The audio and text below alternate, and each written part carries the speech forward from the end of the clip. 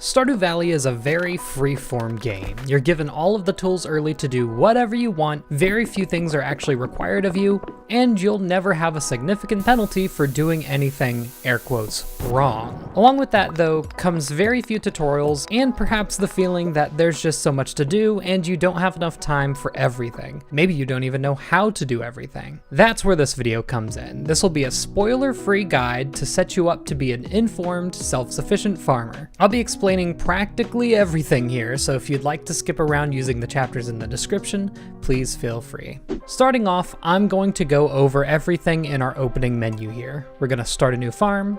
When creating a new farm, the most important choice you'll be making is which farm to choose. Each farm has its own unique attributes and some are designed to be harder than the others. For a first playthrough, I would recommend either the standard farm or the forest farm. The standard farm is the default option. There's a ton of clear space to farm in and you can pretty much do whatever you want with the space. It's very customizable and easy for a first-time player. The forest farm, on the other hand, doesn't have as much area to farm, but items that can be hard to find elsewhere spawn regularly on the farm. Not only that, but it's easier to get hardwood, which is a very common resource you'll be using. Two farms that I absolutely would not recommend for your first playthrough are the wilderness farm, which spawns enemies at night. Other than that, it's kind of similar to the standard farm. The enemies are just really a nuisance. And the beach farm. This was added in the most recent update. It's almost intended as a sort of hard mode. There's a lot of farmable land, but you cannot place sprinklers, which makes farming a lot more tedious. The trade-off though is that you can go fishing for ocean fish on your farm, you can find forageables on the ground, and sometimes supply crates will show up on your shores containing pretty rare items. For the other options, you can choose them if you like. They all have their little individual quirks. I find them a little annoying to traverse around because you're either going around rivers or cliffs, and it's not really worth the trade-off of all the farming space. You'll find a set of advanced settings for your save file on the left. I'd leave this pretty much untouched, except for the multiplayer options if you do plan on playing with multiple people. And you can choose them to be nearby the main house or separated. Everything else I wouldn't touch for a good vanilla impression of the game.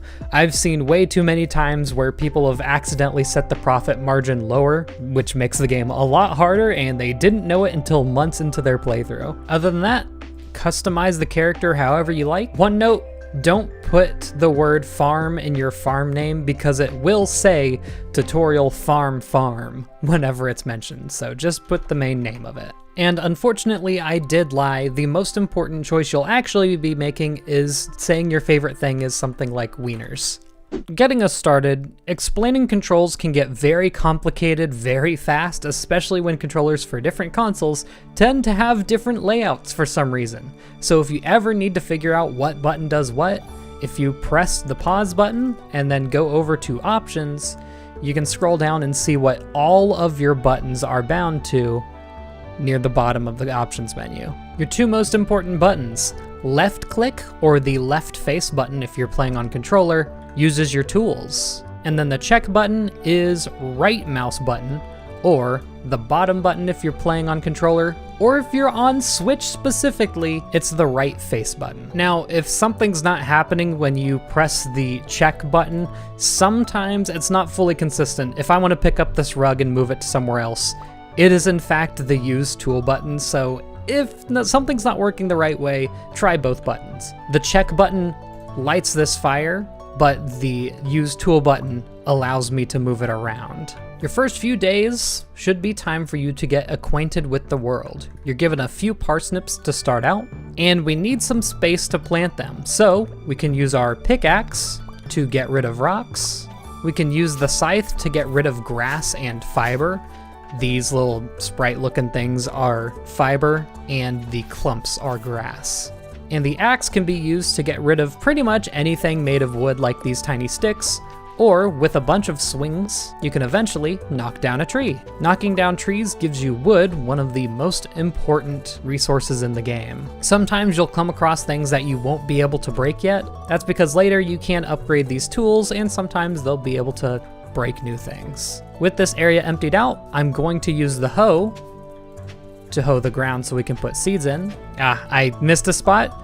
Fun fact, you can actually use the pickaxe to unhoe a spot. It's not important, it's just really for aesthetics. Then we'll scroll over to our seeds, and either left click or right click, the use tool button or check button will both plant crops. Then we can use the watering can to water each of them. The watering can does have a finite amount of water it can hold. If you ever need to refill it, just walk next to water and use the tool and it'll refill. Now, after all of that, you might have noticed that our little bar on the bottom right here has gone down quite a bit.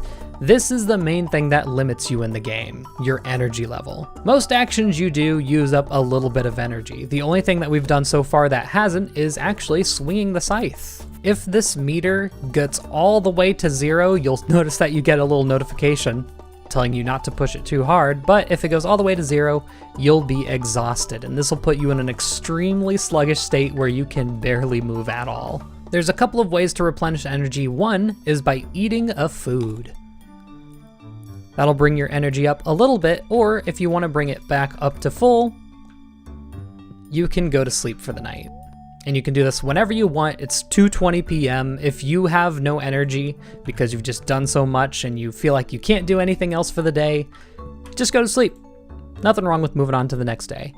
However, since I hit 0 energy, I'm actually taking a half energy penalty. So you do not want to hit 0 energy no matter what. If you become exhausted and continue to use your tools, because you can just a little bit, you'll eventually just pass out right on the spot, ending your day. Now, of course, hitting low energy doesn't mean that you have to go to bed, because there's a couple of things you could do. Like I said, you can still scythe fiber and grass, clean up your farm a little bit. You can go around and pick foraged items. This does not take any energy. You can go around and talk to townspeople and give them gifts. Well, he didn't like that. And you can go to stores to prep for the next day. One of my favorite activities to do when I'm running out of energy is go fishing, because although fishing does take energy, I just eat any fish that I've caught to regain it right back. You'll gain energy faster than you're using it up, and you'll get some fishing experience to boot. So, speaking of going to sleep to replenish your energy, this game is on moving time. Every day you'll wake up at 6 a.m. and you'll pass out at 2 a.m. no matter what you're doing. You can see 10 minutes have already passed.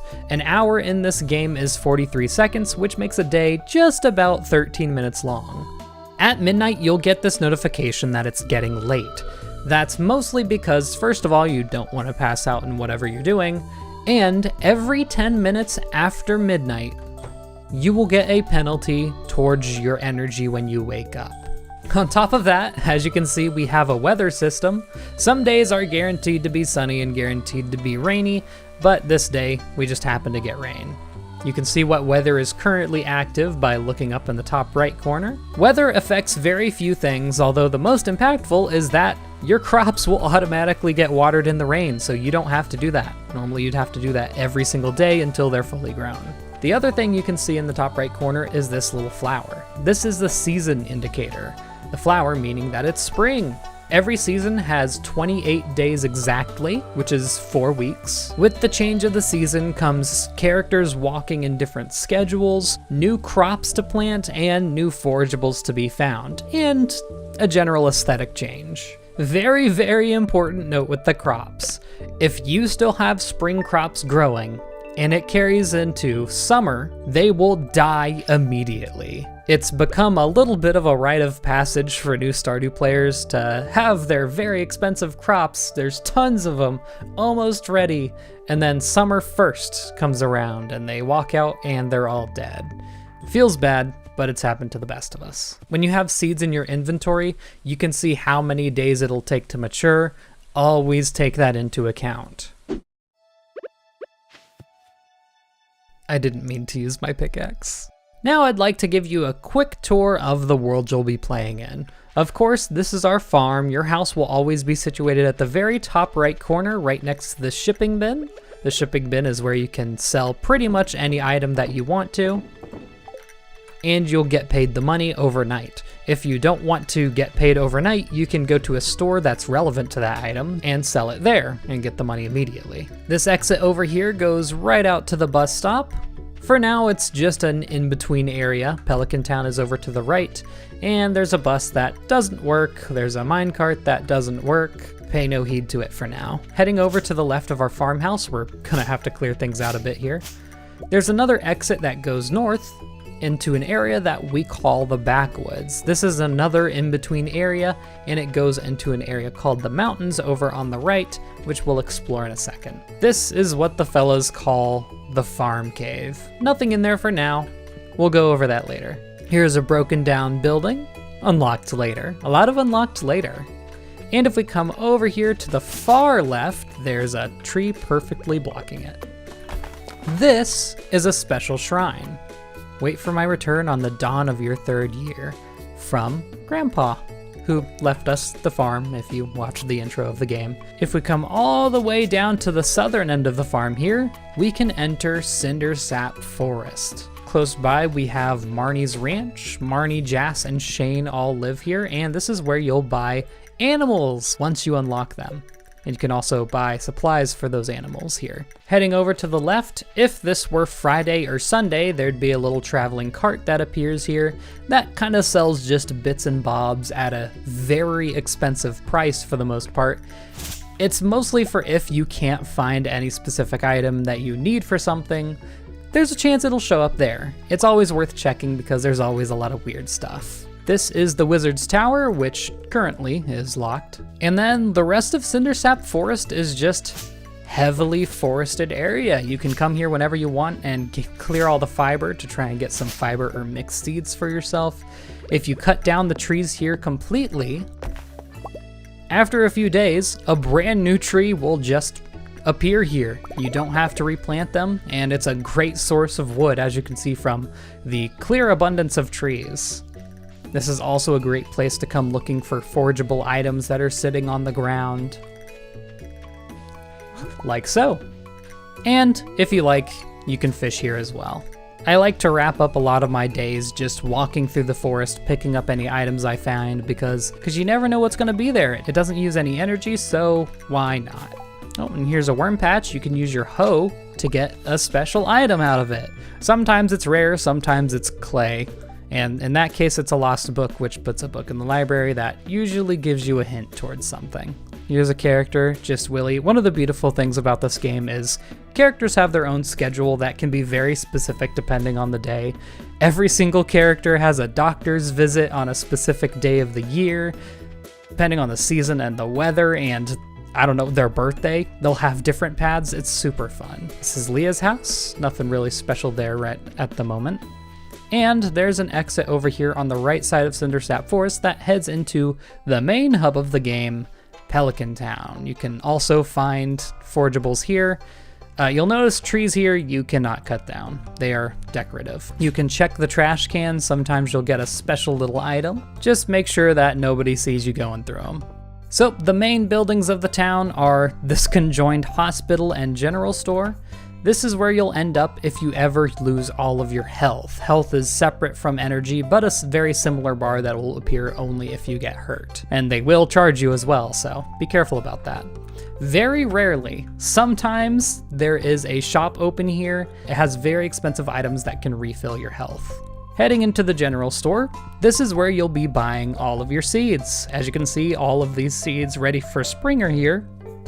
You can get grass starter if you ever need to plant some more grass, a couple of cooking items, some decorations, and fruit trees. And you'll notice that these fruit trees have their given season that they're supposed to bear fruit. This is also where you can sell a bunch of items, most importantly, crops and foraged items. And very important upgrade here, you can interact with this backpack to get an inventory upgrade, and that'll allow you to open up these bars on your inventory. This is the saloon. If you go in here, you can buy a bunch of foods. These will restore your health. The salad is usually my go-to. Beer, just to show this off, if you do drink anything alcoholic, it will give you a tipsy debuff, which slows you down. This is the blacksmith, if I can catch him here really quick. He closes at 4, I was cutting it really close there.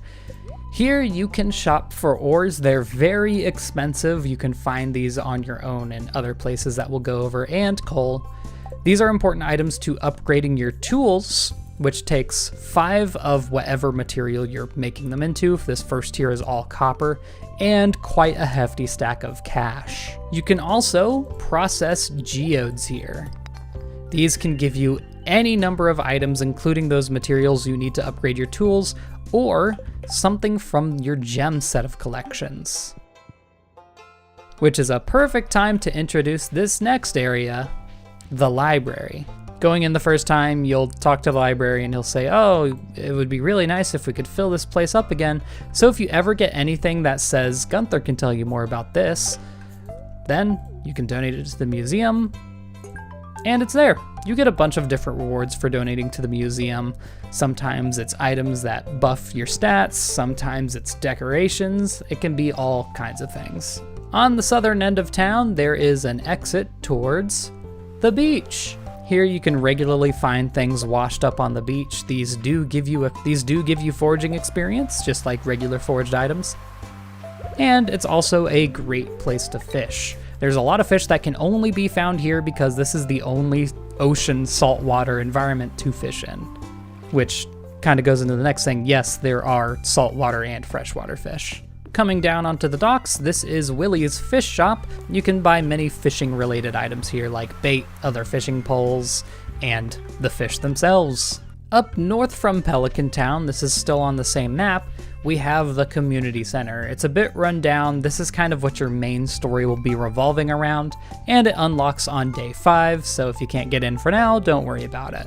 Going even further north from here, we can find an entrance into the mountains, and this was an area I was talking about before. Immediately, you'll see the carpenter's shop. Here you can do many expensive things. You can shop for some resources like wood and stone, and a bunch of furniture that you can use to decorate your house. Some of it is functional, like the calendar or the workbench, which have their own uses, and other are just decorations. You can find a ton of crafting recipes here as well. 2 very important options that you don't want to miss. You can upgrade your house here, which costs a ton of money and a lot of wood. This will give you more room in your house. You can unlock different things like cooking, and you'll be allowed to marry someone since they don't want to marry you when you have a small house apparently. And you can also construct smaller farm buildings. These you can build up wherever you want on your farm. Coop can have coop animals. A barn can have barn animals, and then you could go down to Marnie's and buy the animals for them. There's other things like this well can just give you a source of water if you don't want to walk so far to fill your pail. Silos for feed for your animals. The mill has a couple of very niche uses. Most people don't even end up making one. And the shed just kind of gives you a lot of room to do whatever you want. Walking around the mountains, this is just another good area to go fishing or forage for items if you want to do that. There's Linus, everyone loves him. And normally there would be a rock blocking this for your first 5 days. As you can see, I've gone on to day 7 just doing this tutorial. We'll go over all that in a second. Here we have another blocked off area. This doesn't open up until a few days into summer. And this entrance over here goes back into the backwoods, another great area for finding forageables because some of the rarer forageables that have a hard time spawning in Cindersap Forest or the town can spawn back here. So it's important to kind of check it every few days just to make sure nothing you're missing is back here.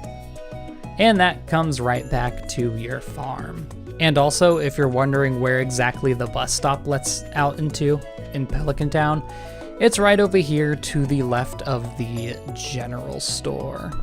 That's about all I'd like to explore for now. You'll unlock many other areas as you progress through the game, but by then you'll be able to take it into your own hands. I would now like to talk about a feature of the game that I feel like is often overlooked and contains a lot of information, so I feel like I need to explain it. The pause menu. There are a ton of tabs here and I'd like to go over each of them. This is your inventory. As for now, we only have 1 row of it, but eventually you will get more rows. If you want to swap between those rows on this toolbar down here, you can either press tab on the keyboard. Of course, it's not doing anything because we only have 1 thing unlocked. Or if you're playing on controller, it is the bumper buttons. This button right here will automatically organize your stuff, putting all of your tools on the left and I don't know exactly how it orders your inventory items, but it generally puts like items together. So we have this oyster, it's not in the middle of all of the like forge items. We also have our gear here. This is how you'll customize your character later on in the game if you ever want to. You can take your pants off if you're really crazy. And if you ever find any rings that increase your stats, they go in there. And boots and shoes and hats and stuff can also be put into their respective places. Next screen, we have skills. These are all of the skills in the game. We have farming, which is harvesting crops and caring for animals. Mining, which is breaking rocks and spelunking. Foraging, cutting down trees and picking stuff off of the ground. Fishing, which is, well, fishing. And combat, which we haven't unlocked weapons from the get-go here, but you can kill monsters. Pretty much any action that you do in the game gives experience towards one of these skills, and as they go up, you'll start unlocking many things like crafting recipes, new skills. Sometimes you'll just straight up be able to sell items for more money. It's really neat. This is something to focus on as you go through the game. Next, we have your social tab. This is where you can see every character that you've met and how many hearts you have with them. Hearts are gained by talking to the characters and giving them gifts. As you can see over here, you can only give 2 gifts per day, and you just need to talk to them once to get the friendship from that. As for what gifts everyone likes, you'll have to play around with what you think fits their personality. For instance, most of the girls like some type of flower, the older ladies love diamonds, and kids don't like vegetables, although not all gifts make sense as much as those do. So you'll have a bit of trial and error. Now there is a little bit of friendship decay if you don't talk to someone for a day, but trust me when I say it is a tiny decrease. Talking to someone just once covers you for 10 days of decay, and giving them a liked gift covers you for 20. Getting high hearts with characters can earn you recipes, occasional gifts in the mail, and cutscenes to learn more about that character. Next you have the map. It shows where you are at any given time. I'm down here in Cindersap Forest. And if you hover over any of the shops, it'll tell you when they're usually open, and it'll also tell you where people generally live. Also, for some reason, if you go over this rock in the middle of the ocean, it calls it the Lonely Stone. And if you click on it, it just closes the map. The next tab is crafting. This is quite possibly one of the most important tabs you'll have here. All of these items that are here can be crafted if you have the correct items in your inventory. For instance, I can craft this wood fence because I have the wood in my inventory right now. And you can tell if it's craftable because it'll be lit up or not lit up. If you want to craft it, all you have to do is click it or press on it, and it'll automatically use up the craftable material, and you can put it wherever you want in your inventory. And just a bit of an option for this one, you'll notice that it says number crafted 1. If you ever want to know how much you've crafted of a specific item, there's this check marks that says show advanced crafting information. I don't know why it's that vague, but literally all it does is show you how much you've crafted if you've crafted any of it. As I've said before, you'll be filling this up by buying from various shops or leveling up. You'll unlock some crafting recipes. Keep an eye on what you unlock. These are some of the best items in the entire game. Then we have our collections tab. This one isn't too important. It basically just shows you what you've gotten. I fished up that one fish earlier, so it shows that I've caught that herring. I haven't done it. Oh yeah, we donated that one malachite, so there's the malachite. Items here will only show up on this first tab if you have put it into the shipping bin. Doesn't matter if you've grabbed it before, if you've sold it to Pierre or someone, you need to put it in a shipping bin. Don't ask me why it's like that. You have all of your cooking items here. If it's dark like this, that means that you have the recipe for it. If it is completely grayed out, then you don't have the recipe for it. And it'll be brighter if you've cooked it before. Then we have achievements. These are just various things that you can meet within the game. It's not that important, they're just there. And then letters. If you ever get a letter in the mail that you want to read again, you can read it whenever you want, just so you never forget it. And then last is the options. I have gone over this briefly. There's not too many important things here. One thing that can be useful is showing your tool hit location. If you're having trouble like aiming, it'll show you where you're going to hit. Why does it hit like, wait, hold on. Why does it hit so far away from me if I go behind me? Anyway, yeah, it shows you where you're going to hit if you swing anything, so you won't miss. but I keep it off because I'm used to the hit locations. You can change all of your audio levels. I pretty much always have music turned off so I can add my own songs into the videos, but you know, they're always usually like straight down the middle. One important thing that I always like to play within the graphics setting, the zoom level. And you can also click the zoom buttons here. Like notice there's nothing here. I click it, they're here.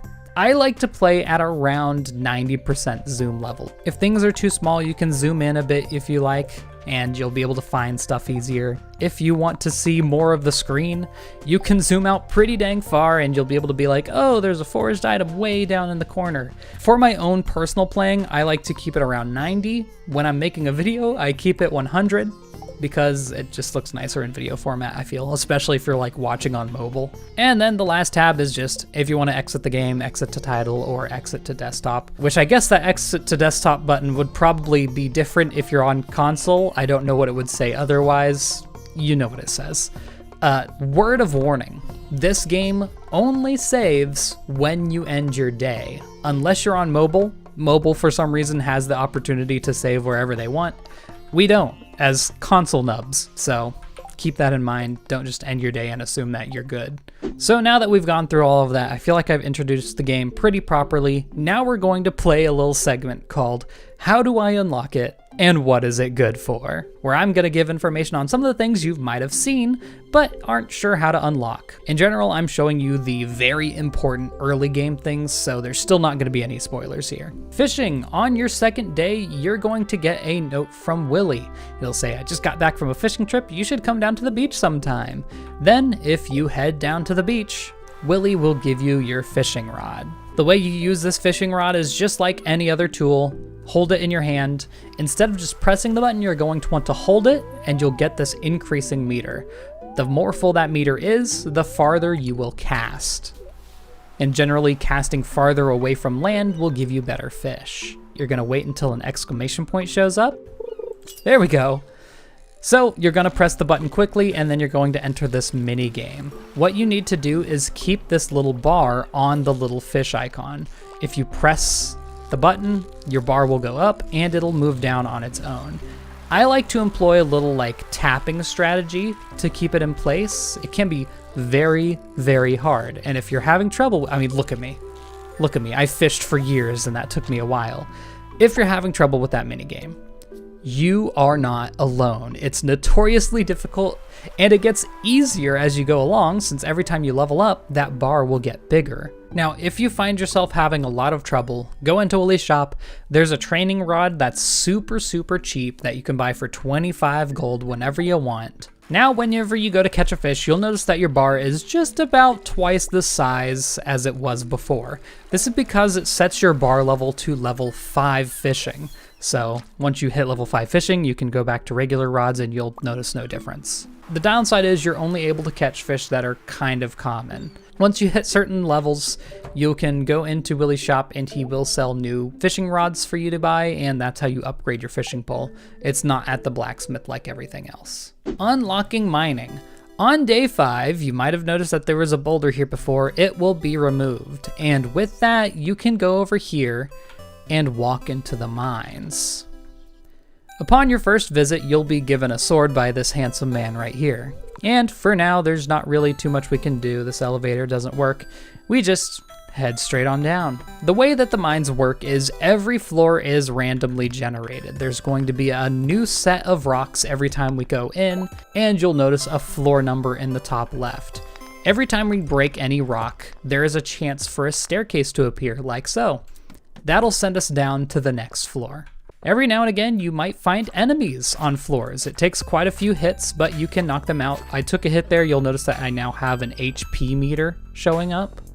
If that gets to 0, you will spawn in the hospital. Your day won't end, but it'll put a damper on things. Defeating enemies also has a chance to spawn staircases. In fact, it's a higher chance than you have breaking rocks. So I usually prioritize the enemies if they're easy enough to beat. In the mines, you can find these forageables just like you would over in the overworld. If you ever find these crates, you can break them open and sometimes get very rare items. Wow, I got an amethyst and a hardwood there. Hardwood's pretty rare. If you find it, you probably want to keep it. Now, the main reason you're going to want to come into the mines are these. This is an ore node. This specific one gives us copper, which you might remember is what we use to upgrade our tools. Once you hit floor 5, you've now unlocked a checkpoint. You get a checkpoint every 5 floors, so you never have to worry too much if you're having trouble getting any farther. Next unlock, this is a big one, the community center. Starting on day 5, if you walk into Pelican Town after 8 a.m. but before 2 p.m.,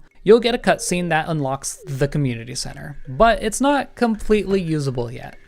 You're gonna have to go in, go to your left, it's a lot of stuff here, and interact with this little thing here.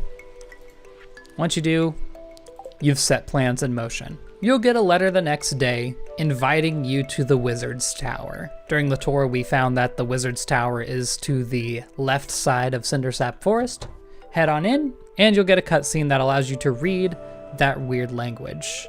And now if we come back to this plaque, we can see that there's bundles that we need to fill, and it shows you the spring forging bundles shaking because it wants you to see it first, and it's these items. Now what we can do now is donate these items, and that will complete the bundle, give us a little reward, which is usually pretty nice, and it'll unlock a new room of bundles to look at. This is what many people consider to be the main quest of the game. This is going to take you a very long time, but the rewards will be more than worth it. Oh, also, you don't have to come to the community center to check what's in the bundles. You now have this new little icon on your inventory screen. And the fun part about it is if you put your cursor over an item that can be donated, it'll start pulsing. But you can click on it and scroll and look through the bundles as you see fit. Now there is an alternative to the community center, although most will say it's not as fulfilling. Starting on day 5, same time you can unlock the community center, if you go into Joja Mart on the right side of Pelican Town. This is a store very similar to the general store, by the way, just more expensive. You can go over to Mora's here, and you'll have the option of buying a Joja membership, which costs a lot of money. If you do this, you will be permanently locked out of donating items to the community center, and instead, you'll get the option to donate money to Joja Mart to unlock them instead. Despite what you may hear, there are no major downsides to this method other than maybe your personal fulfillment. So I've talked about cooking a lot up to this point. How do you actually unlock it? Well, it's gonna be a while because what you need to do is upgrade your house, which as we previously went over is 10,000 gold and 450 pieces of wood. You'll suddenly notice that your house is a lot bigger, and if you go over to your kitchen over here, you can cook. Before I let you out, here's just a few extra tips that, while they're not super important, could make your first experience a bit more smooth. Number 1, don't be afraid to make chests. They have a ton of room in them, and you can place your tools in there if you don't plan on using it for the day, giving you a ton of extra space to work with. And on that same note, try to keep just about one of everything you find in storage. You never know when it's going to show up in a bundle later on, or in a cooked recipe that you want to make. Next, when you open up a chest, you'll see this button on the side. What that does is automatically organize any stacks that you have both in your chest and in your inventory, so you'll see that we have wood, and automatically organize it into the chest. This is great for just doing a quick organization, open all my chests, press that auto organize button, and then boom, my inventory's ready for me to go out again. Some items can come in 4 different qualities. For the most part, this only affects how much energy they give if it's an edible item, and how much they sell for. Higher quality items become more and more common as you level up that respective stat. Once you've filled up a chest, you might notice that it's kinda hard to move. Well, if you have an empty item slot, I've selected 2, you can mash the use button to move it over 1 spot. Note that this will actually use a little bit of energy for some reason, but it's an easy way to move things around if you just didn't like where it is and you have 30 items in here and you don't want to move them around. You may have noticed that you have a TV in your house. You should check this pretty frequently. You can see what kind of weather it'll be on the next day. You can see what luck you have for that day, which affects so many things that I can't really get into it right now. If anything feels like it would be affected by luck, it probably is. On Sundays, there will be a special channel called The Queen of Sauce, where you can unlock a new cooking recipe. And if you miss any recipes on Sundays, you can watch it on Wednesday and it'll give you any recipes that you've missed. A very important channel if it's your first time playing the game, on Monday and Thursdays you can watch Living Off the Land. And this will generally give you a little tip like, oh, it's salmon berry season. You can find berries in the bushes. And sure enough, oh, here's a bush, interact with it. Oh wow, a berry that I can eat for energy. That channel kind of just keeps you up to date on any weird events that are happening that you wouldn't know about elsewise. My final and most important tip, everything repeats.